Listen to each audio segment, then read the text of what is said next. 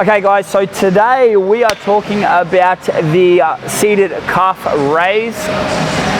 The first thing I want you to understand with your calf is that because of your Achilles, you actually hold a great deal of tension through your Achilles, which is what allows us to jump and spring and take off and walk and so on. So let's think about the biomechanics of the just a walking pattern.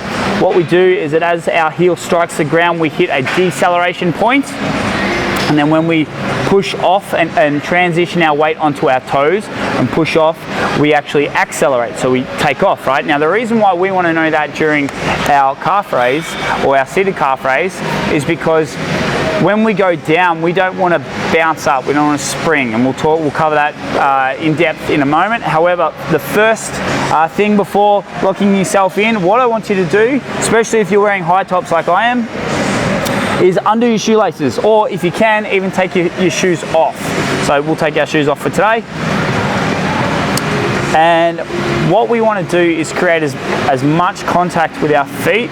Obviously, we can't have barefoot because the gym will get a little upset, but we want to create as much contact with the ground and create as much of the proprioception or feedback through our feet in order to gain to access as much muscle through our calves as possible. Access, poor choice of word, but it is what it is. So from this position here, what we are looking to do is create 2 of the 3 points of contact. Now the 2 points of contact are essentially, if you get up onto your tippy toes, it's the bone that runs in line with your big toe and your pinky toe. So there are our first 2 points. Now third one's our heel, but obviously our heel's off the ground. What I want you to do now is slightly screw your feet in so you have a nice grip of the ground. I want you to think that your toes are just like your hands and they are gripping the bar, or in this position, well, I've got no idea what that is, corrugated iron piece, whatever. Grip the ground is what I'm trying to get you to do. From here, this rack. Now on the way down, we're going to want to bounce, right? We're going to want to bounce our way up and bounce, bounce, bounce.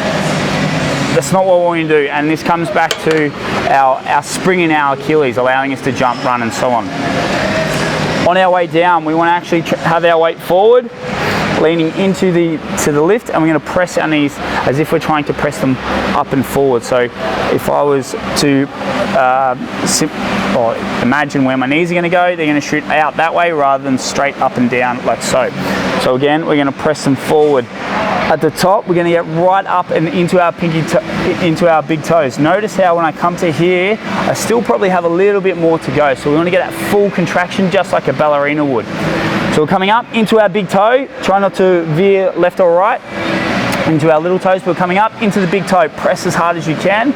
On the way down, control down. Create that stretch through your Achilles and your calf muscles, and come up again. Bang, right up to the top. Slow. Pause, take out that elasticity of the bounce, drive up again, drive those knees forward. Again, you can see I'm not leaning forward, but we want to lean forward. Now, notice how my hands aren't grabbing the handles here. The reason being is as this exercise wears on, subconsciously, you're going to want to help yourself up and take that tension off off your calf muscles. So, what I am wanting you to do is lean forward, keep yourself off the handles. Probably best you have the hand on your handle that's going to help the weight not fall down. And press forward. So down, grip the ground with your toes, press forward. Down, grip the ground with your toes, press forward. Keep leaning forward, lean into your calves, and you'll get a massive burn. And that there is how you do your seated calf raises. Hope you got something out of that, guys.